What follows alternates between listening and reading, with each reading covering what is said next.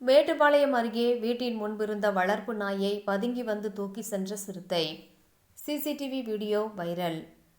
மேட்டுப்பாளையம் அடுத்துள்ள அறிவொளி நகர், வெள்ளிப்பாளையம், மோத்தேபாளையம் உள்ளிட்ட பல்வேறு பகுதிகளில் கடந்த சில மாதங்களாகவே அப்பகுதியில் வீட்டில் வளர்த்து வந்த வளர்ப்பு நாய்கள் அடிக்கடி காணாமல் போயிருந்தது.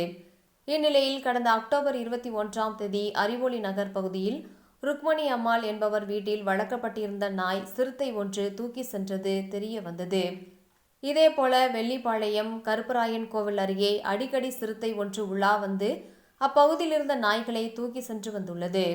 இந்நிலையில் கடந்த நவம்பர் 8ஆம் தேதி மேட்டுப்பாளையம் சிறுமுகை சாலையில் உள்ள மோத்தேபாளையம் பகுதியில் மோகன்குமார் வயது 50 என்பவரது வீட்டில் வளர்க்கப்பட்டு வந்த வளர்ப்பு நாயை சிறுத்தை ஒன்று சென்னமலை கரடு பகுதியிலிருந்து வெளியேறி சத்தமில்லாமல் தூக்கி கொண்டு வனப்பகுதிக்குள் சென்று மறைந்தது.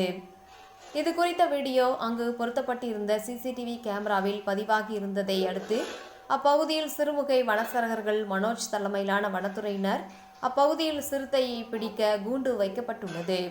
இந்நிலையில் அதே மோத்தேபாளையம் பகுதியில் கடந்த டிசம்பர் 10ஆம் தேதி செவ்வாய் அன்று இரவு அப்பகுதியில் உள்ள வீடு ஒன்றின் முன்பு இருந்த வளர்ப்பு நாயை சிறுத்தை ஒன்று பதுங்கி வந்து தூக்கி சென்றுள்ளது.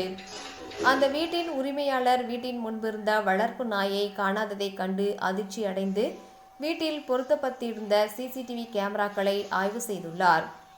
அப்பொழுது வளர்ப்பு நாயை சிறுத்தை பதுங்கி வந்து தூக்கி சென்றது தெரிய வந்துள்ளது.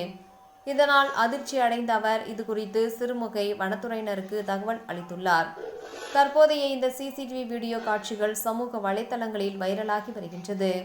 இதைத் தொடர்ந்து அப்பகுதியில் சிறுத்தை நடமாட்டம் இருப்பதால் அப்பகுதி மக்கள் வீடுகளை விட்டு வெளியேற வர அச்சமடைந்துள்ளனர். எனவே ஊருக்குள் புகுந்த நாய்களை தூக்கி செல்லும் சிறுத்தையை உடனடியாக கூண்டு வைத்து பிடித்து அடர் வனப்பகுதிக்குள் விட வேண்டும் என அப்பகுதி மக்கள் கோரிக்கை விடுத்து வருகின்றனர்.